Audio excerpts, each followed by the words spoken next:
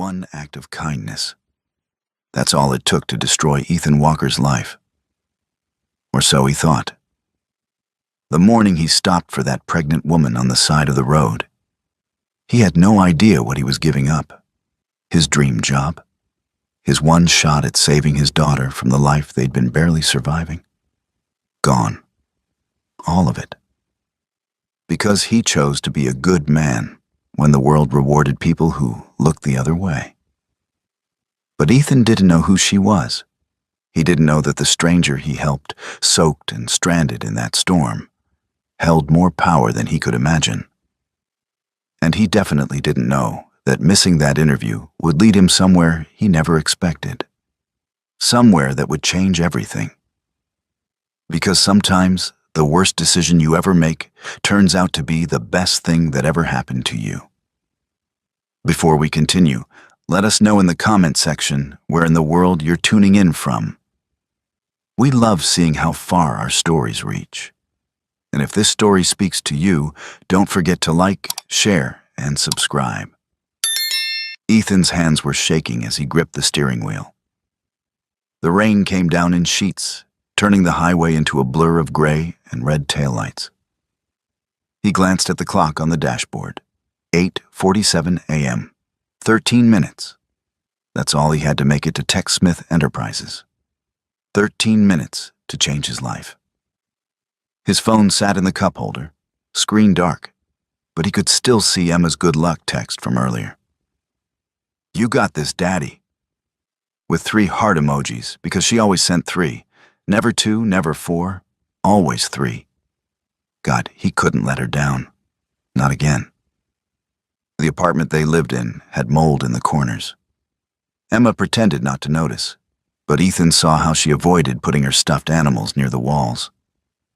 She was 7 years old and already making compromises because her father couldn't provide better.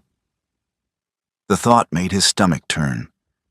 This job, project manager at TechSmith, it was everything. Good salary, health insurance, stability. The kind of position that would let him breathe for the first time since Sarah died. Since the medical bills. Since the world fell apart and left him scrambling to hold the pieces together with duct tape and hope. He pressed harder on the gas pedal. The wipers worked overtime, squeaking against the windshield. 8 minutes now. Then he saw her. A woman stood next to a silver sedan on the shoulder. Hood popped open, steam rising into the rain like a distress signal. She was drenched, her coat plastered to her body. And even from a distance, Ethan could see the curve of her pregnant belly. His foot hovered over the gas pedal. "Keep going. You can't stop. You don't have time." But she looked so helpless out there. One hand on her car, the other cradling her stomach. Alone, vulnerable. Ethan's eyes flicked between the road ahead and his rearview mirror. The woman grew smaller in the reflection. He was past her now. Safe. On track. Then Sarah's voice whispered in his head. Soft and clear like she was sitting right next to him. "Who are you when it costs you something, Ethan?" "No, no, no," he muttered. But his foot was already hitting the brake. The car slowed. His heart hammered. "What are you doing? This is insane. You're going to throw everything away." But he was already pulling onto the shoulder, already throwing the car in reverse. The tires crunched on gravel as he backed up to where she stood. He rolled down the window. Cold rain hit his face immediately. "Hey, are you okay?" he called out. The woman turned, and Ethan's chest tightened. She looked exhausted, her dark hair stuck to her cheeks, mascara smudged under her eyes. But it was the fear in her expression that got him. The kind of fear that said she'd been standing there too long, watching car after car pass her by. "My car died," she said, her voice barely audible over the rain. "I have a prenatal appointment in 20 minutes. High-risk pregnancy. I can't miss it." Ethan looked at his clock. 8:51. 7 minutes. He should say something. Offer to call a tow truck, maybe. Roadside assistance.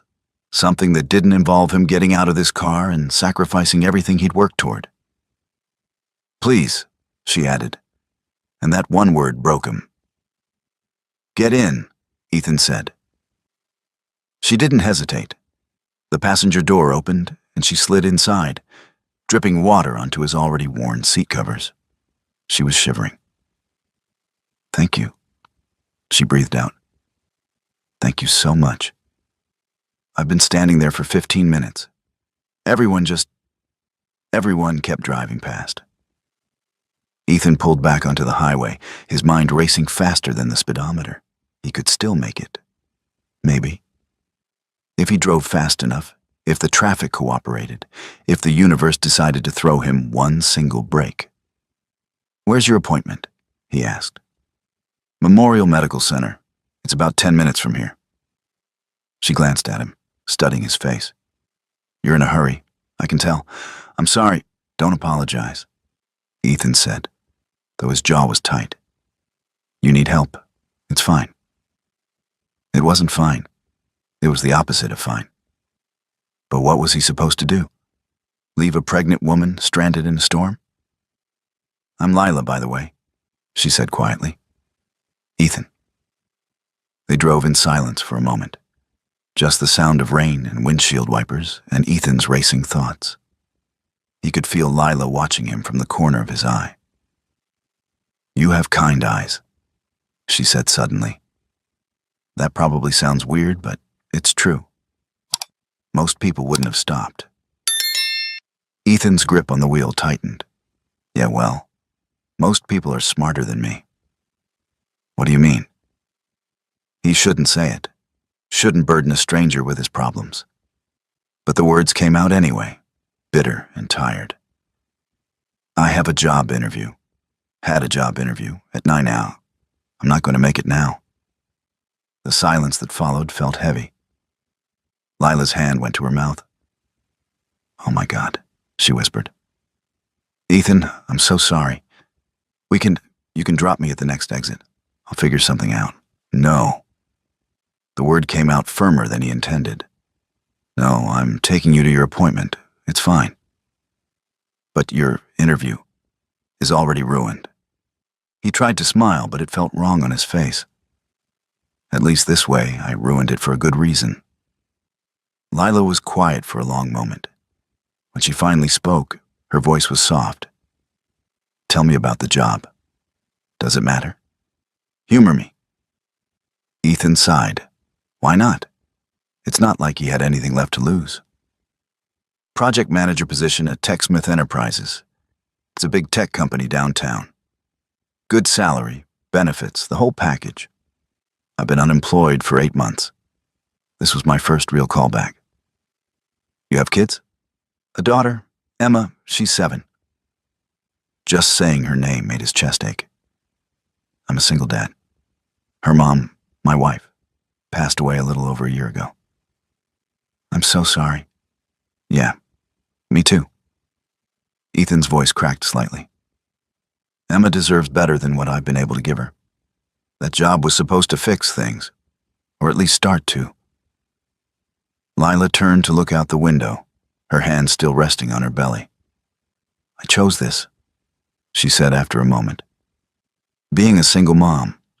No partner, no co-parent. Just me and this little one. People think I'm crazy. Are you? She laughed, but it sounded sad. Maybe. Probably. But I couldn't wait anymore, you know? For the right person, the right time. Life doesn't wait for you to be ready. No, Ethan agreed quietly. It really doesn't. They pulled into the medical center parking lot at 9:03. 3 minutes late. Ethan's interview was happening right now, without him. Someone else was sitting in that chair, shaking hands, making a good impression, living the future that should have been his. Thank you, Lila said, her hand on the door handle. Really? You saved me today. Don't mention it. She hesitated, then reached into her purse and pulled out a business card. Take this, If there's ever anything I can do, anything at all, please call me. Ethan took the card without looking at it and stuffed it in his pocket. What was some stranger going to do for him? But he nodded anyway. Good luck with your appointment. Good luck with your daughter. Then she was gone, hurrying through the rain toward the entrance. Ethan sat there for a moment, engine idling, staring at nothing. What had he done? He pulled out his phone. 3 missed calls from TechSmith's HR department. 2 voicemails. His thumb hovered over the call button, but what was the point? They weren't going to reschedule for someone who didn't show up. That's not how the world worked. Still, he had to try. He dialed. TechSmith Enterprises. How may I direct your call? Hi, this is Ethan Walker. I had a 9 a.m. interview for the project manager position. I know I missed it, but I had an emergency. Please hold. The hold music was some generic corporate jazz that made Ethan want to punch something. He waited. 1 minute, 2 minutes, 3. Finally. Mr. Walker? Yes, I'm here. I'm afraid the interview panel has already left for their next meeting. We can't reschedule at this time. We'll keep your resume on file should another position. Please. The desperation in his own voice embarrassed him. Please, I just need 10 minutes. 5 minutes. I can be there in 20 if... I'm sorry, Mr. Walker. Company policy. Have a good day. Click. Ethan stared at his phone, the rejection settling into his bones like the cold rain outside. That was it. Over. Done. He drove home in a daze, the windshield wipers keeping rhythm with his spiraling thoughts. Emma was at school. The apartment would be empty. He'd have hours to sit there and marinate in what he'd just done, and how spectacularly he'd failed. The rain had finally stopped by the time he pulled into his parking spot. The sun was trying to break through the clouds, which felt like an insult. The universe mocking him. He climbed the stairs to the 3rd floor, each step heavier than the last. Inside the apartment, Emma's drawings covered every available wall space. Princesses and dragons and stick figure families. In every single one, she drew him with a smile. Like he was some kind of hero. He wasn't a hero, he was an idiot who'd thrown away their future for a stranger. Ethan collapsed onto the couch and pulled out the business card Lila had given him. He'd forgotten about it until now. Maybe he could... He looked at the card. Really looked at it. Lila Harris, Chief Executive Officer, TechSmith Enterprises. The room tilted. Ethan read it again. And again. CEO. She was the CEO. The pregnant woman he'd helped. The stranger he'd sacrificed everything for. She ran the entire company. His phone buzzed. Unknown number. With shaking hands, he answered. Hello? Mr. Walker? This is Jennifer from TechSmith HR. I apologize for the earlier call. There's been a development regarding your interview. Ms. Harris would like to meet with you personally tomorrow morning at 9 a.m. Does that work for your schedule? Ethan couldn't breathe. Couldn't think. Mr. Walker, are you there? Yes, he managed. Yes, that works. Excellent. Ms. Harris is looking forward to it. The call ended.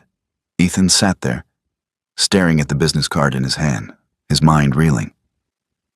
What the hell just happened? Ethan didn't sleep that night.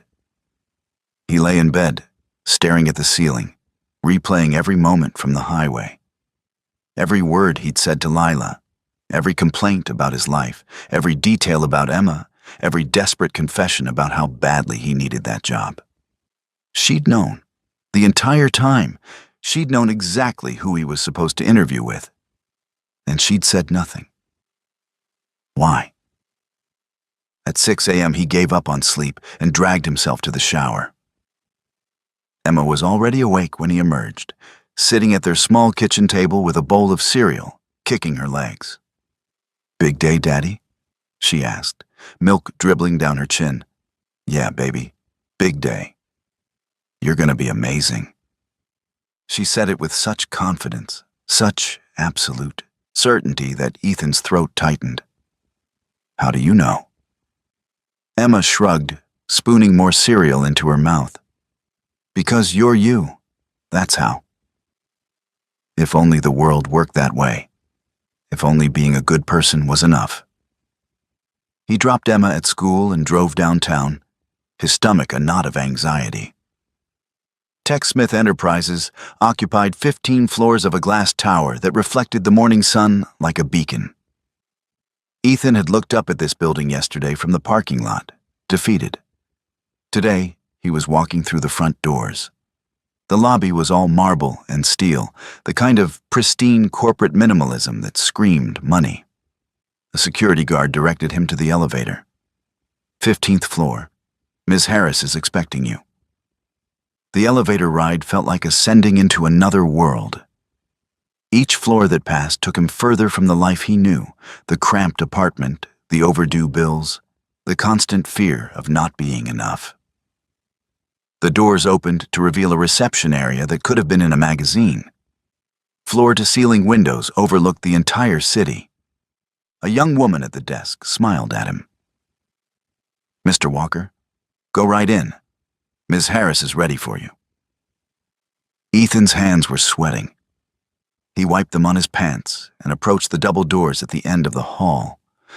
Through the glass panels, he could see Lila sitting at an enormous desk, typing on her computer. She looked different. Yesterday, she'd been vulnerable, rain-soaked, desperate. Today, she wore a tailored navy suit, her hair pulled back, every inch the powerful executive. But when she looked up and saw him, her expression softened. Ethan, come in. He stepped inside, and the doors closed behind him with a soft click. The office was massive, bigger than his entire apartment. One wall was all windows. The other was lined with awards, framed articles, photos of Lila shaking hands with people Ethan recognized from the news. Sit, please. Lila gestured to the chair across from her desk. Ethan sat. His mouth was dry. I imagine you have questions, Lila said. A few hundred. She smiled slightly. I owe you an explanation. Yesterday, when you stopped, was when you helped me. I wasn't trying to deceive you. I needed help, and you gave it. Simple as that. But you knew. You knew I was supposed to interview here. Not at first. Lila leaned back in her chair. When you told me in the car, I recognized your name. I personally review every final round candidate. I'd read your resume the night before. Impressive background, strong recommendations. But resumes only tell you so much about a person. So you tested me? No. Her voice was firm. I needed to get to my appointment. That wasn't a test, Ethan. That was real. But what happened afterward? Your choice to help me despite what it cost you. That told me more than any interview ever could. Ethan's jaw tightened. With all due respect, Ms. Harris, I can't afford character assessments. I needed that job. I still need it. My daughter, I know about, Emma. Lila's expression shifted, something vulnerable crossing her face.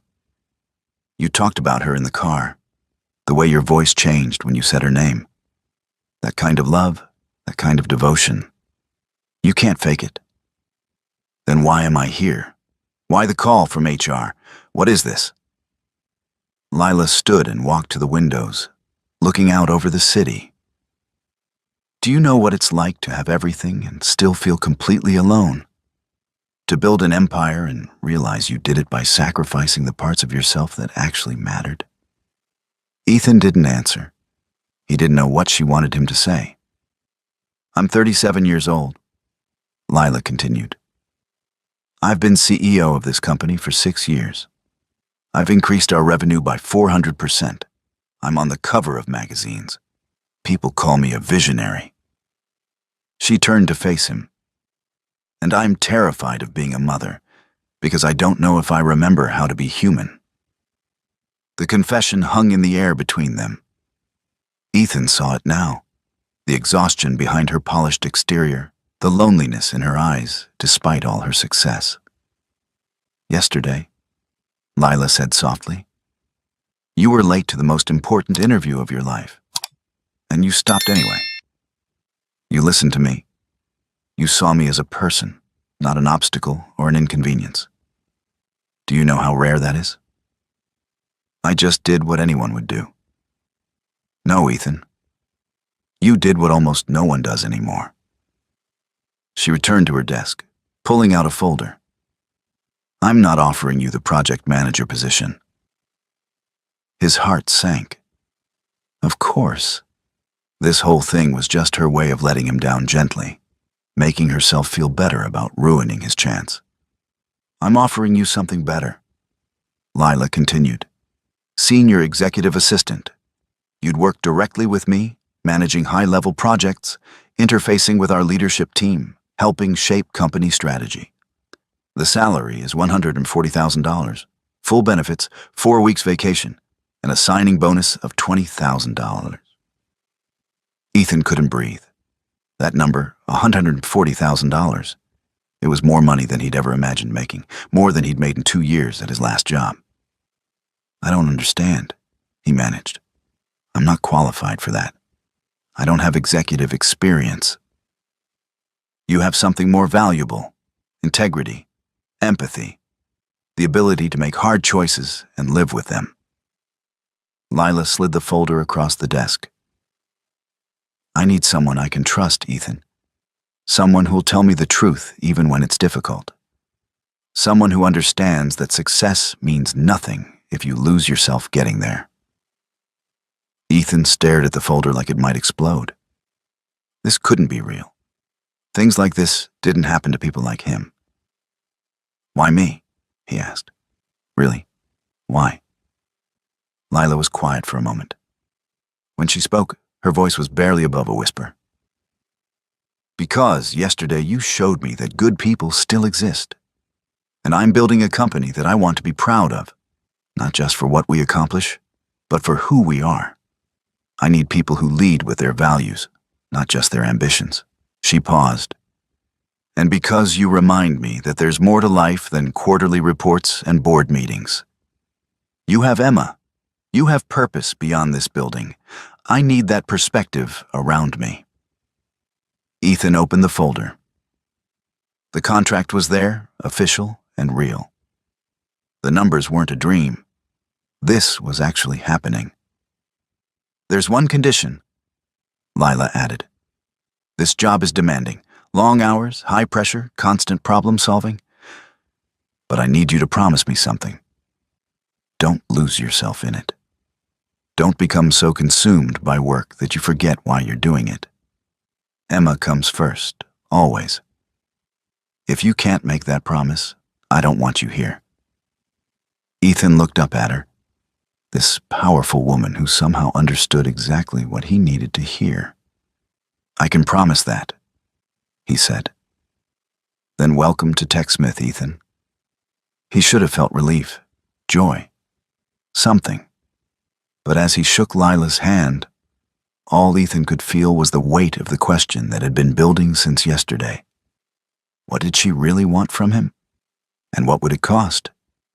The first 2 weeks at TechSmith felt like drinking from a fire hose. Ethan was drowning in acronyms, budgets, strategic initiatives, and personalities he had to learn to navigate. The office on the 14th floor was sleek and modern, but it might as well have been another planet compared to where he'd come from. But the paychecks were real. The signing bonus hit his account, and for the first time in over a year, Ethan paid every bill on time. He took Emma to Target and let her pick out new school clothes without checking price tags. The look on her face, pure, uncomplicated joy, made every exhausting day worth it. Lila was exactly as she'd promised, demanding but fair. She expected excellence, but she also respected boundaries. When Ethan left at 5:30 to pick up Emma from aftercare, She never questioned it. When he said no to a Saturday meeting because of Emma's soccer game, Lila simply rescheduled. But there was something else happening, something Ethan hadn't anticipated. They talked, really talked. It started small. Lila asking about Emma over coffee, Ethan asking about her pregnancy. But the conversations deepened. Lila shared stories about her own childhood, about the father who built this company and the impossible standards she'd spent her life trying to meet. About choosing single motherhood because waiting for perfect meant waiting forever. Ethan told her about Sarah, about the cancer that came fast and vicious, about holding her hand in the hospital while Emma drew pictures in the corner, too young to understand that Mommy wasn't coming home. About the guilt that still kept him awake some nights, guilt that he was moving forward, living, while Sarah was frozen in that hospital room forever. "You're allowed to be happy, you know," Lila said one evening. They were working late, reviewing a proposal for a new product line. Emma was at a sleepover, and the office was quiet except for the hum of the city below. "I am happy," Ethan said. "Are you?" Lila studied him over her laptop. "Or are you just grateful?" The question hit harder than it should have. What's the difference? Grateful is looking at what you have and feeling relief. Happy is looking at what you have and feeling joy. She closed her laptop. "You deserve joy, Ethan, not just survival." He didn't know what to say to that. Didn't know if he even believed it. "Can I ask you something?" Ethan said after a moment. "Always." "That day on the highway, if I hadn't stopped, if I'd just driven past you like everyone else, would you have called me for an interview anyway?" Lila considered the question carefully. "Honestly, probably not. Your resume was good, but we had other strong candidates. You would have blended into the pile." She paused. "But you did stop, and that changed everything." "So it was a test?" "No." Her voice was firm. "It was a choice. Your choice. I didn't create that situation, Ethan. Life did. All I did was pay attention to what you chose when it mattered." The weeks turned into a month, then 2. Ethan found his rhythm. Emma adjusted to their new life, the nicer apartment they'd moved into, the school supplies that didn't come from the dollar store, the stability of knowing Daddy wasn't stressed all the time. But he noticed things about Lila, too. The way her hand went to her belly during difficult meetings, as if drawing strength from the life growing there. The way she worked until 8 hours, 9, 10 hours p.m., like she was trying to outrun something. The sadness that crept into her eyes when she thought no one was watching. One Friday evening, 6 weeks into the job, Ethan found Lila in her office crying. Not the quiet, dignified tears of someone maintaining composure, real, shoulder-shaking sobs. "Lila?" He stepped inside and closed the door. "What happened?" She wiped at her face, trying to pull herself together. "I'm sorry, I'm fine, just hormones." "You're not fine." She laughed, but it came out broken. "No, I'm not." She gestured at her desk, where a framed ultrasound photo sat next to her computer. "I went to my appointment today. Everything's healthy, the baby's perfect. And all I could think was, what if I'm not enough? What if I can't do this alone?" Ethan pulled up a chair and sat across from her. "You're not alone. I chose this, Ethan. I chose to do this by myself. I can't complain now. Stop." His voice was gentle but firm. Choosing to be a single parent doesn't mean you can't be scared. It doesn't mean you have to be perfect. Sarah and I planned Emma together, and I was still terrified. I'm still terrified every single day. But you're so good at it. I'm figuring it out, just like you will. He leaned forward. "You want to know what I've learned? Being a parent isn't about having all the answers. It's about showing up every day, Even when you're exhausted and scared and convinced you're doing everything wrong, you just show up. Lila's eyes filled with fresh tears. What if that's not enough? It will be, because you love this baby already. I can see it every time you talk about them. That's the only qualification that matters. She reached across the desk and squeezed his hand. Thank you. They sat like that for a moment, her hand in his, something unspoken passing between them. Not romance, neither of them was ready for that. But understanding. Recognition. Two people who'd been through hell and somehow found their way to this strange, unexpected friendship. You changed my life, you know, Lila said softly. That day on the highway, I'd convinced myself that the world was just ruthless ambition and survival of the fittest. That kindness was weakness.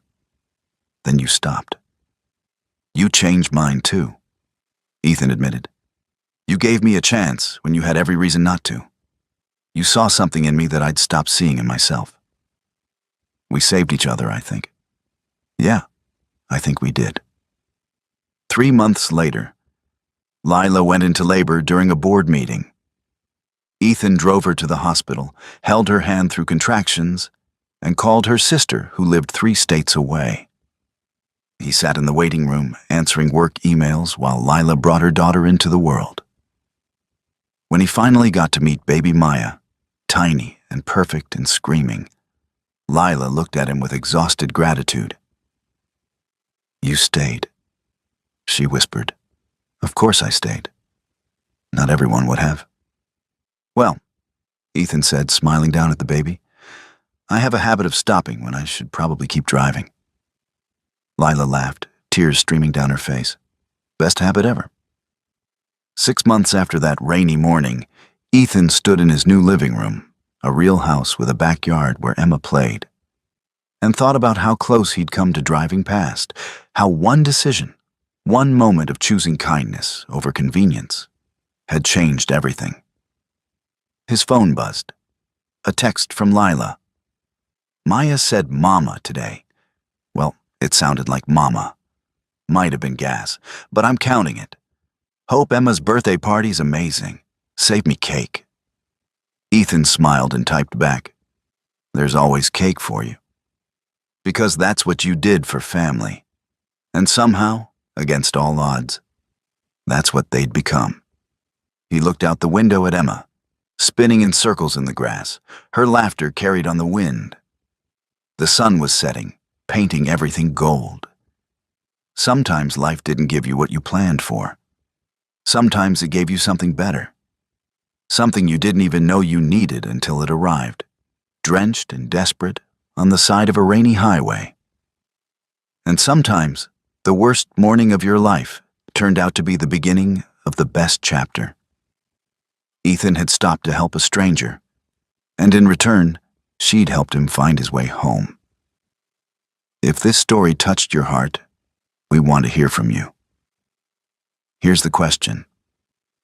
If you were in Ethan's shoes, running late for the job interview that could change your life, would you have stopped? Would you sacrifice everything on the line for a stranger? Be honest with yourself and drop your answer in the comments below. We'd love to know what you would do. And if this story moved you, don't forget to hit that like button and subscribe to Soul Story for more powerful tales that remind us what it means to be human. Thank you for being here with us today.